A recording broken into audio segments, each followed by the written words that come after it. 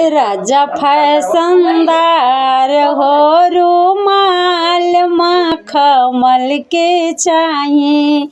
राजा फैशनदार हो रुमाल मखमल के चाहिए। हमरा बलमुआ के 3 खल के कुर्ता चाहिए। हमरा बलमुआ के 3 खल के कुर्ता चाहिए। ललका पियर का हरियर का उनके ज्यादे चाहिए। ललका पियर का हरियर का उनके ज्यादे चाहिए। राजा फैशनदार हो रुमाल मखमल के चाहिए।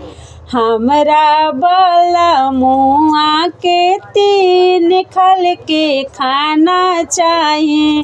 हमरा बलमुआ के 3 खल के खाना चाहिए। चोखा अचार हो चटनिया उनके ज्यादे चाहिए। चोखा अचार हो चटनिया उनके ज्यादे चाहिए।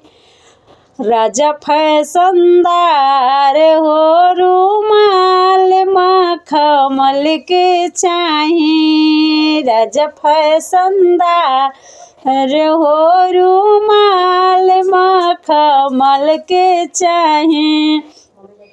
हमरा बलमुआ के 3 खल के सेजिया चाहिए।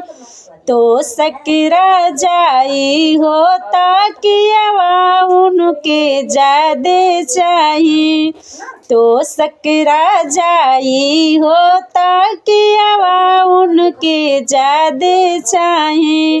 राजा फैशनदार हो रुमाल मखमल के चाहिए।